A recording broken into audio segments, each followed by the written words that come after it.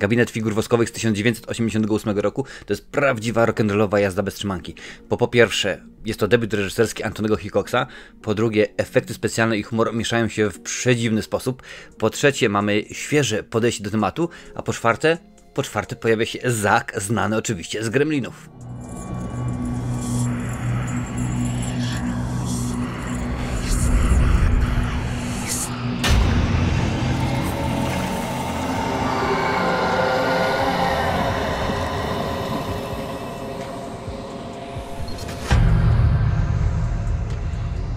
Ten Zack to oczywiście Zach Galligan, znany z pierwszej i drugiej części Gremlinów. No to on dostał w końcu Gizmo. Wtedy był na topie. No niestety teraz jakoś kariera jego nie poszła tak jakby sobie życzył i rzeczywiście gdzieś tam go nie ma. Na początek w wielkim skrócie zarys fabuły. Otóż nie tak jak w poprzednich filmach było niemalże, ale mamy grupkę nastolatków, naprawdę strasznych bakłażanów, rozpieszczone dzieciaki, nikt ich nie lubi, no i gdzieś okazuje się, że na dzielnicy, na przedmieściach ich miasta jest otwarty gabinet figur woskowych i facet zaprasza ich na pokaz jedyny w swoim rodzaju o północy.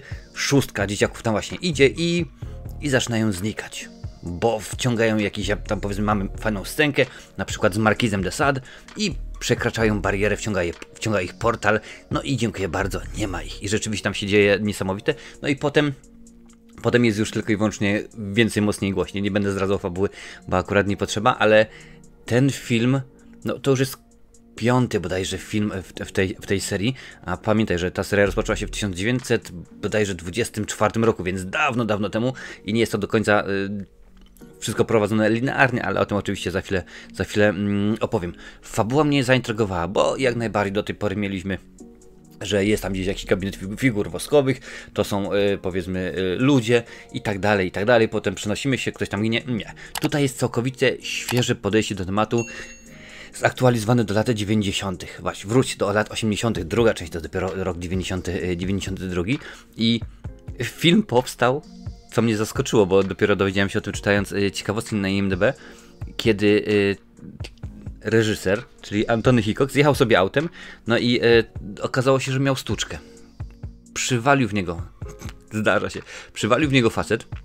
Okazało się, że tamten facet, który w niego przywalił, to jest Stefan Achenberg, producent m.in. takich filmów jak Dziewczyna z Jersey czy Cicha Amerykanka. No i powiedział sobie stary, dobra, to nie róbmy afery, a może ty filmowcem jesteś, może masz jakiś scenariusz. No a Hickox pracował nad gabinetem figur woskowych, no i powiedział sobie, mam, no to spotkamy się za 4 dni, ale ten scenariusz był w powijakach, więc w ciągu 4 dni, a właściwie nawet jeżeli nie licząc tego wypadku, to w ciągu 3 dni Antony Hickox napisał scenariusz, który właśnie powstał i no, zaczęli kręcić film, więc coś niesamowitego. Fabuła potraktowana jest inaczej troszeczkę, no bo oczywiście skoro mimo wszystko jest ten gabinet figur woskowych, ale to już nie jest to samo. Tutaj mamy portale, tutaj mamy osoby, które muszą przenieść się w daną scenkę, a rzeczywiście jest ich aż 18. Nie wszystkie się pojawiają, bo z racji tego, że film był pewnie za długi, a na dodatek, że no, w pewnym momencie przyszli producenci do Hickoxa, mówimy, nie mamy pieniędzy, więc tniemy. Musiano uciąć kilka rzeczywiście scen, ale kilka się pojawia i jest to zrobione w sposób ciekawy, no bo podróżujemy po różnych tak naprawdę czasach.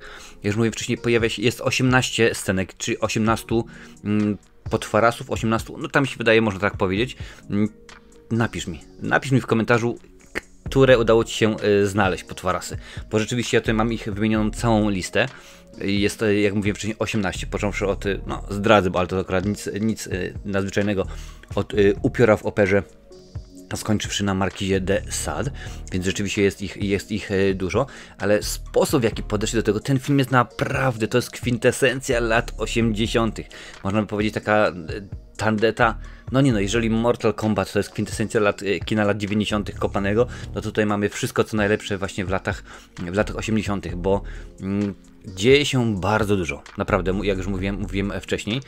Nasi bohaterowie, jest różnorodność, ponieważ nasza grupka właśnie głównych bohaterów, między innymi Zack, to są rozpieszczone bachory.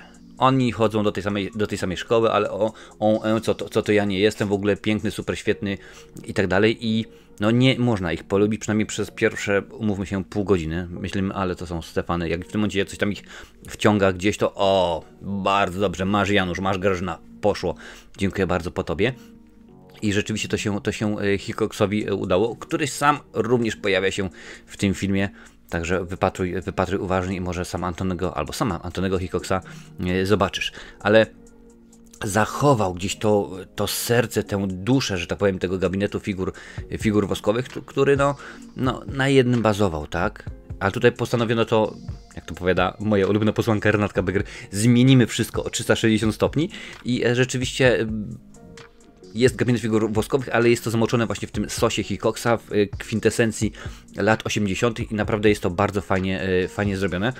Podoba mi się, jak podeszli do humoru, do żartów, no bo oczywiście, jak już mówiłem wcześniej, to jest dopiero początek kariery Antonego Hickoxa, kariera, która dała nam kilka rzeczywiście ciekawych produkcji. No i kiedy napisał ten scenariusz właśnie i już no, z tym Stefanem stwierdził, ok, no to my kręcimy ten film. Zaczęli chodzić po studiach, nikt nie chciał. Nawet kiedy poszli do studia Westron, które to wyprodukowało ten film, powiedzieli, dajcie mi spokój, nie chcemy tego, dziękuję bardzo. Ale w końcu, no jak to bardzo często w studiach jest, o czym jest ten film? A to nam się nie podoba.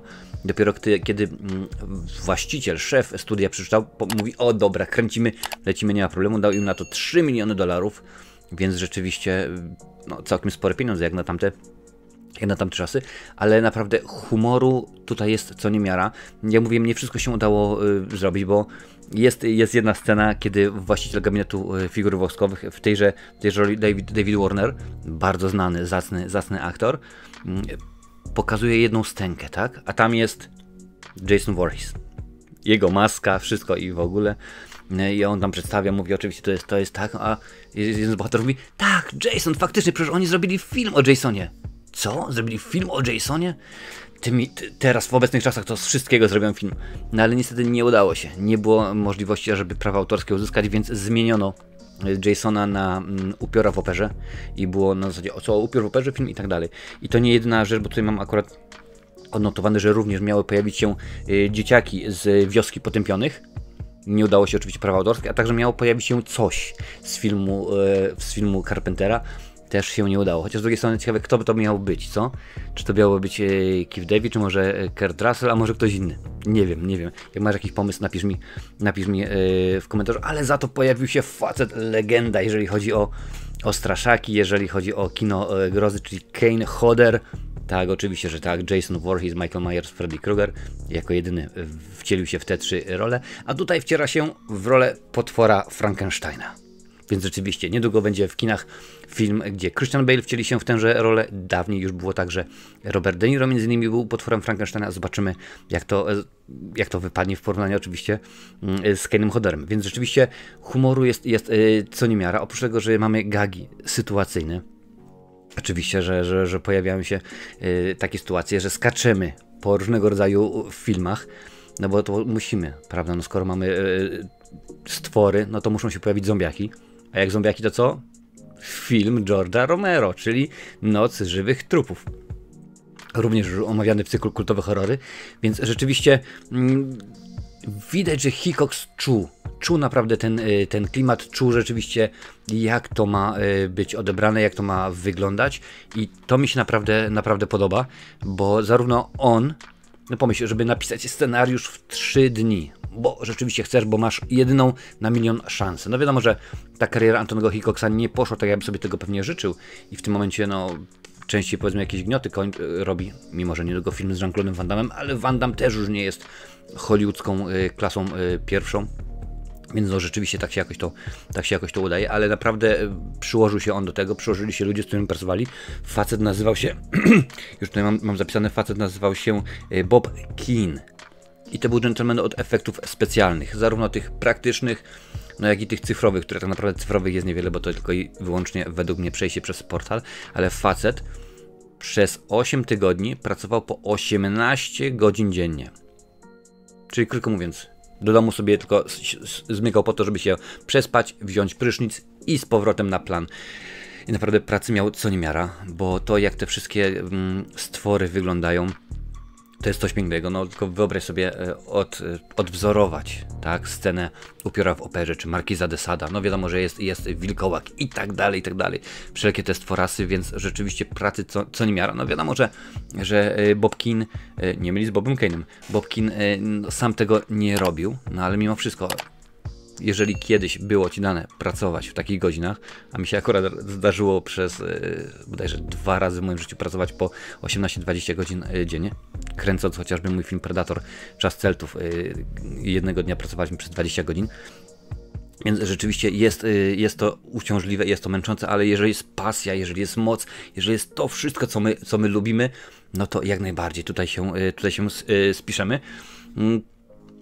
O aktorach nie ma co nawet rozmawiać, bo to nie o to chodzi.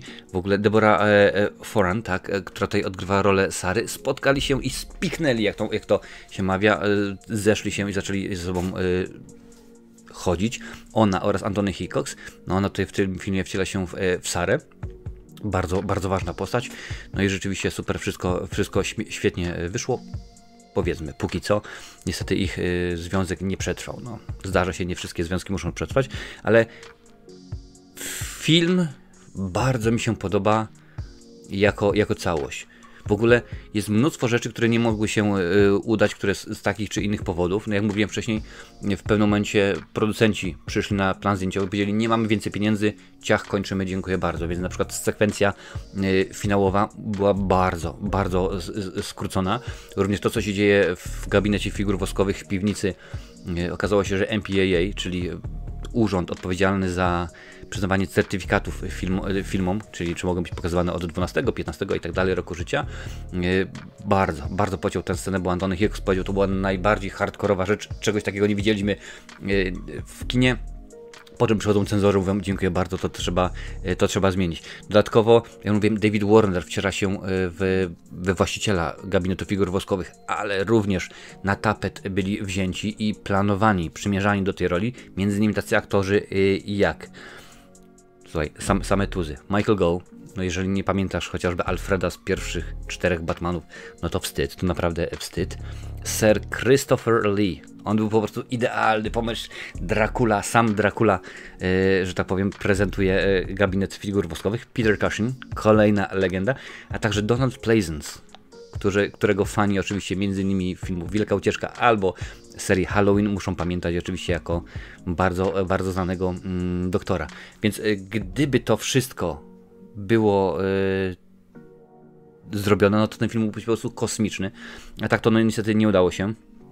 Okazało się, że film nie zarobił pieniądzów wielkich, bo bodajże z budżetu 3 miliony zarobił 800 000, ale powstała druga część, a to oznacza, że na VHS-ie, na wideo, tak, kiedyś był taki nośnik, ten film się bardzo dobrze sprzedał. Rzeczywiście film po prostu był kultowy i jak najbardziej według mnie na miano kultowego horroru zasługuje.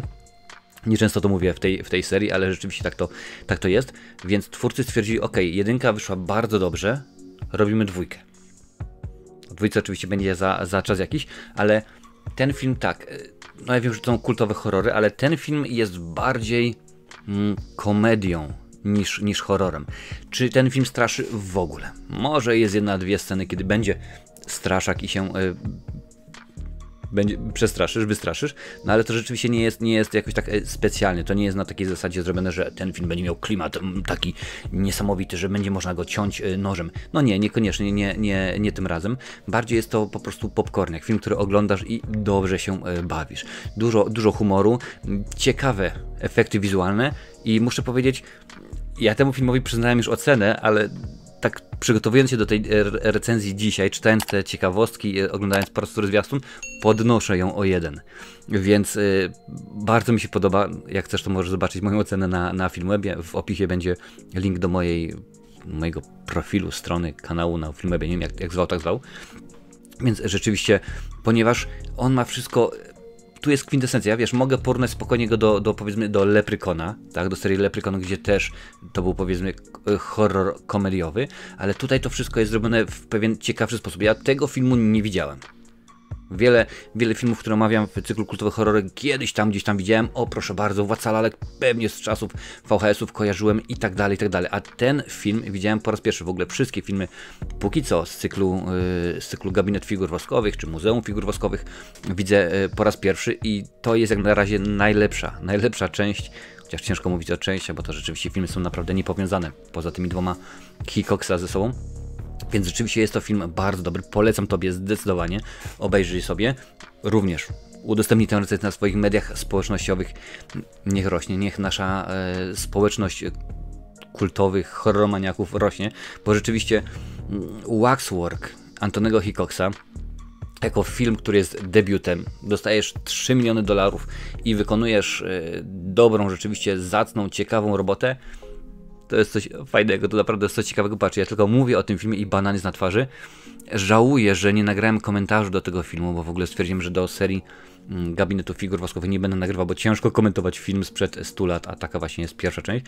Ale chyba, wiesz co, obejrzę po raz wtóry tenże film i nagram po raz wtóry komentarz, a tym razem pierwszy do tego, bo jest to rzeczywiście film, który na pewno obejrzę wielokrotnie, sięgnę po niego bardzo szybko. Jest w ogóle dostępny na YouTubie, co prawda trzeba zapłacić w moim przypadku 3 eurasy, no ale rzeczywiście można go sobie obejrzeć, jakość 480p, no ale to są czasy VHS-u, więc póki co chyba nikt sobie nie zadał trudu, ażeby to przekonwertować do 4K.